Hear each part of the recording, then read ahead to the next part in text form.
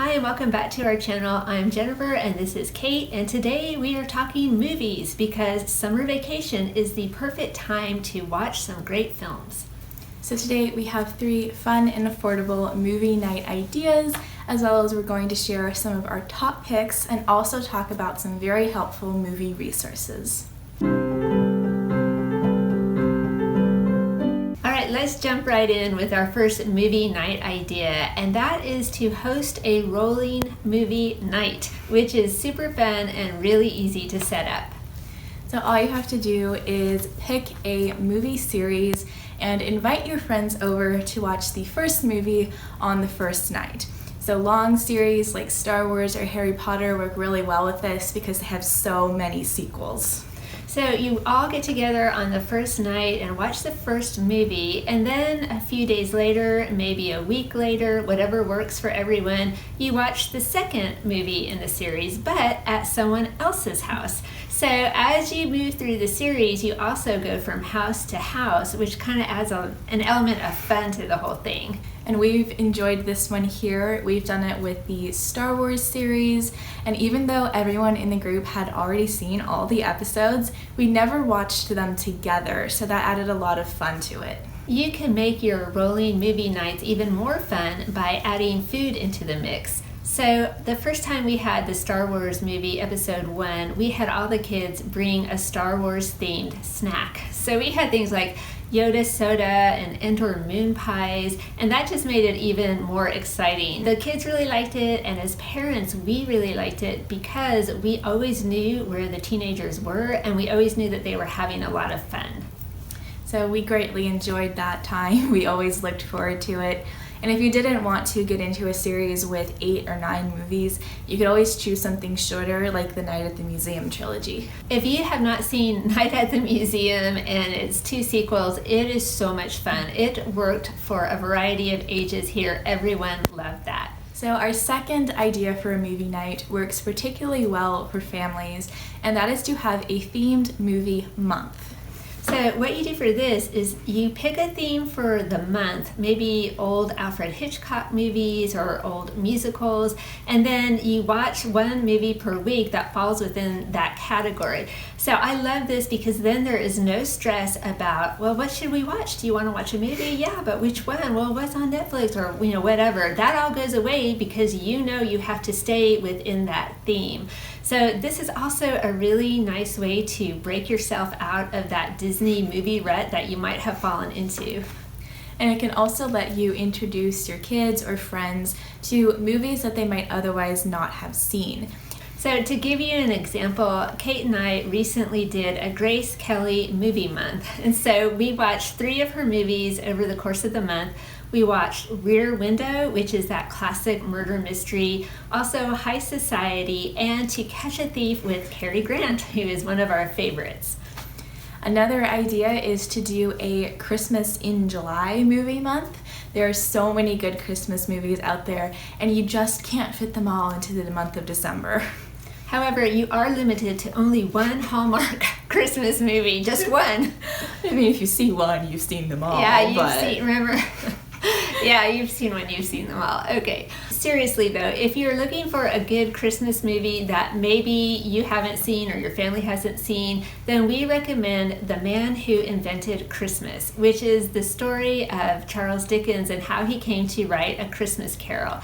Now, this was a little bit of a sleeper at the box office. It's not a very old movie. It stars Dan Stevens, who was Cousin Matthew in Downton Abbey. So if you're a fan of Downton Abbey, that's a bonus. This movie does a wonderful job of showing what a zany and joyful character Charles Dickens was. So it is a lot of fun, and it has an appeal for a variety of ages. So idea number 3 is to have a Pick 3 Catholic movie challenge, where you pick 3 Catholic movies to watch with your family, and then at the end you vote on which one you liked the best, which is a great way to start up conversations. Yes, indeed, a lot of conversations. So we recently did the Pick 3 Catholic movie challenge here, and we had Fatima versus I Am Patrick versus Restless Heart, The Confessions of St. Augustine. So I ended up voting for the Fatima movie. But I voted for Restless Heart, the story of St. Augustine, because it was so much better than I thought it would be. We watched it on Formed, which is like a Catholic Netflix type of company.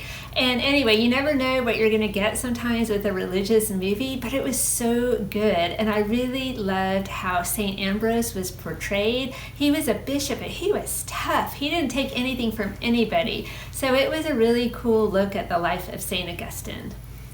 Though the Fatima movie did end up winning by a small margin, but this idea is great to encourage friends and family to spend more time on Catholic media. Now I want to share with you one of the books that we use here to help us find great movies, and it's this book, Learning with the Movies, A Guide for Education and Fun by Beth Holland. And in it, she goes over a lot of different movies in a lot of different categories.